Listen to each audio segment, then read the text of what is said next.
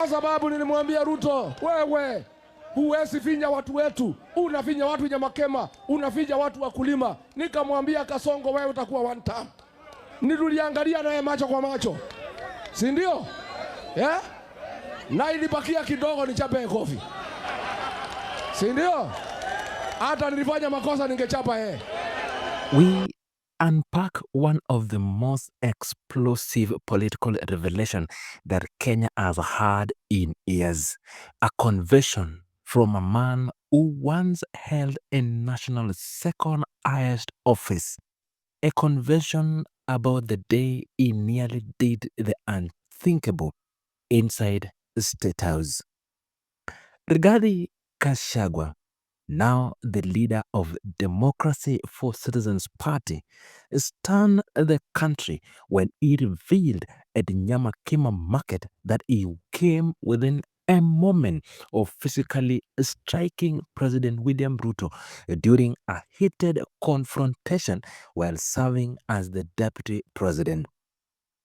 The revelation sent shockwave through Kenyans and his supporters and critics frozen as he said it. He almost slapped the president.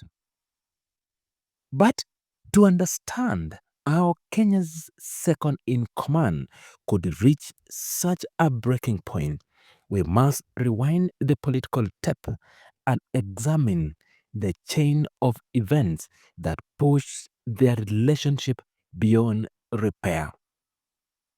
Gachagua said the confrontation was born out of months of tension, arguments over policies he believed were punishing small traders and squeezing Mount Kenya residents. In his telling, every time Ruto raised his voice in cabinet, he raises his voice back. Every time Ruto banged the table, he banged it back. He insisted he refused to be a silent, ceremonial deputy president and claimed this resistance is what triggered the push for his impeachment in 2024. According to Gachagua, Ruto even approached him privately, offering a soft landing if he resigned before Parliament voted him out. But Gachagua rejected the offer, saying only Kenyans, not the president, had the right to remove him from office. Fast forward to today, we see the consequences of that fallout spilling into Kenya's current political moment. Mount Kenya MPs are now fiery defending the deputy president, Kithure Kindiki, amid coalition negotiations between the Kenya Kwanza and ODM. ODM wants the deputy president post as part of the 2027 alliance deal, when Mount Kenya leaders want none of that. But Gachagua, he dismisses the entire conversation as a distraction, a deliberate misdirection to keep the region arguing over a seat that won't change the 2027 outcome.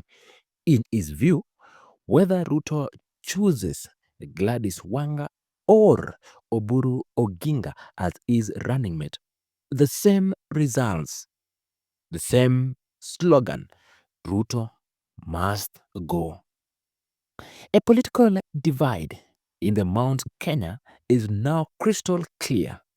Leaders such as Governor Muthoni Njuki and CS Godfrey Ruku insist the DP position is non-negotiable, warning of political tremors if anyone attempts to sideline Kindiki.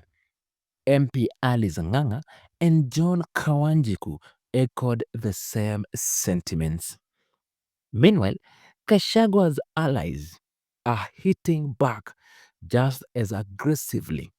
Kipipiri MP Wanjiku Muya accused pro-Kindiki leaders of hypocrisy, pointing out that those who once condemned Mount Kenya for demanding political position are now doing the same because their interests are threatened.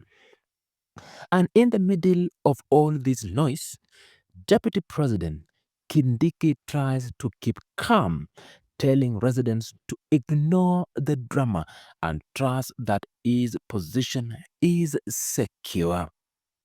But the real political heat flare either in Narok.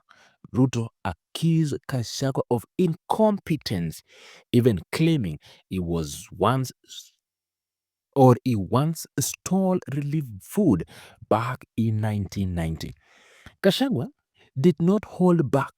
He turned the attack around, calling Ruto corrupt and citing the Kipiko land saga, the Joseph Murumbi land deal in Kilgoris, and the Western Hotel controversy as examples of irregular land grabbing. This accusation Gachagua had previously hinted at, but this time he delivered them with precision and direct confrontation. That wasn't all.